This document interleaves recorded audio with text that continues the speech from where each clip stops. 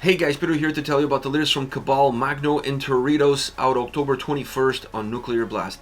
The album has 11 tracks, 36 minutes in length, and this the band's third full-length studio album. They are a Danish deathcore band. From a design point of view, the album is very compact. It feels like all the songs are just squeezed in together, but 36 minutes really plays into that factor. It gives you this linear motion from first to last.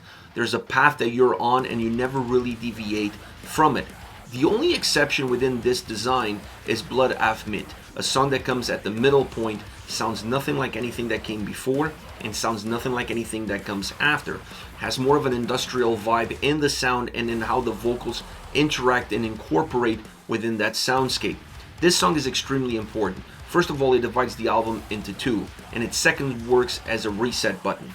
Now, when you look at it as dividing the album into two, it makes the overall experience of listening to the album a little bit more palpable. It makes the record easier to digest, considering how thick, how aggressive, how intense this album is. You need anything that you can get in order for the album to not overwhelm you with its experience. This song really helps from that front because while not pausing the album, it does offer a reset. Now, as far as that reset is concerned, you also can see how it pushes you into the second half of the album, almost allowing you to forget the intensity and the aggression and the elements of the first half. So I enjoy how this album is put together. I enjoy where they situated this song. The uniqueness of the track really enhances the overall album experience.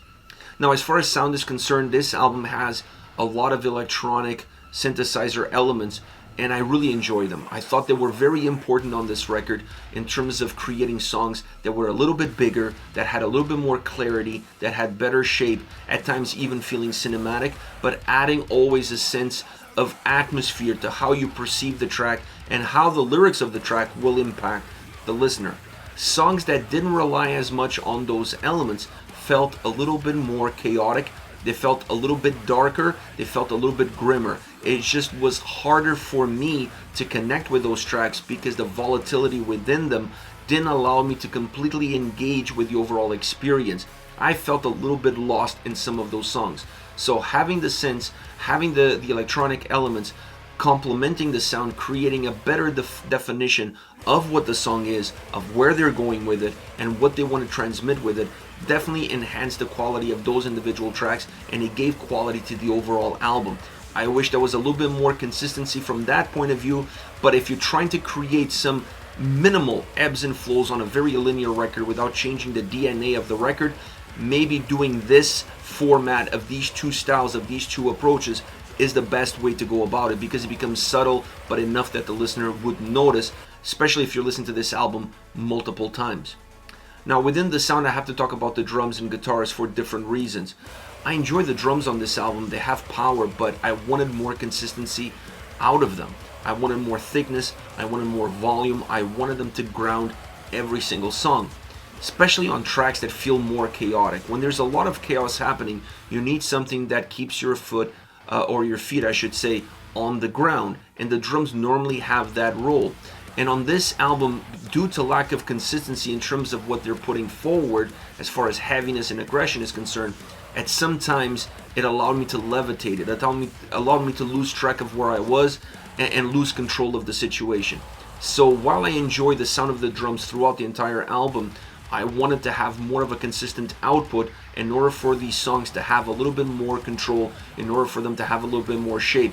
It would have helped define them without having to rely on those electronic elements throughout the entire album. So you could have kept the album having those minimal ebbs and flows by changing that one single element throughout, but keeping the drums more grounded would allow you to have a better bass line that would connect every single song, perhaps in a more indirect kind of way. Now, the guitars throughout this record sound great. They have great impact. I would even say that they are the motor of this album. Now, they're not in your face. This is not a record that drives off the guitars, that puts all the weight, that puts all the chips into the guitar sound and what the guitars are going to be doing throughout the entire record. I like the fact that the guitars are there. They're taking control of the situation more often than not. They are the igniters. They are the spark within this album. They fuse extremely well with the electronic sound that the record offers, and they also fuse really well with the drum sound that it's put forward. So they become a little bit of the go-getter between those two other elements, gluing the experience, allowing for the overall wall of sound to have a few more bricks in it.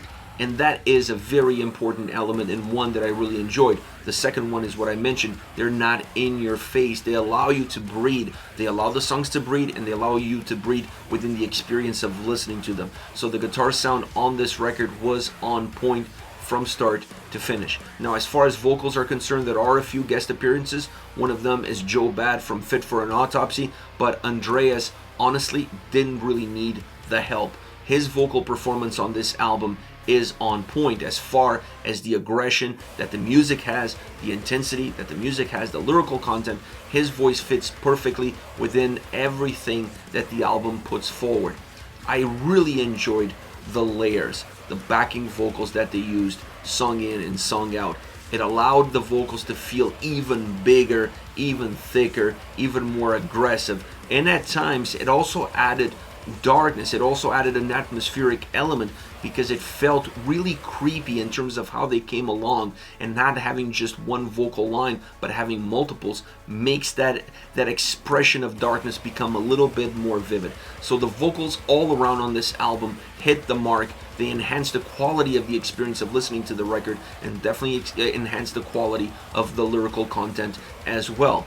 All around, this album feels a little bit more focused than the previous records. It feels a little bit more complete than the previous records. I don't think it's an album that crosses the finish line just yet. There's still room to grow for Cabal. They can still do better, but this album definitely is a step forward and a step in the right direction as far as the progression that I have seen from the two previous albums into this one. As far as favorite songs are concerned, I want to start off if I hang 'em, let me swing. This is the opening track on the album, and it's an opening track that has a little bit of a calling card of what the whole record is going to be all about. It has a lot of darkness in the sound, in the experience, in the atmosphere that sound creates. Even though it's not a very thick atmosphere, it's still there. The sense of darkness in this song is something that you're going to see more often than not throughout the entire album. How they achieved it, you're also going to see more often than not throughout the entire record.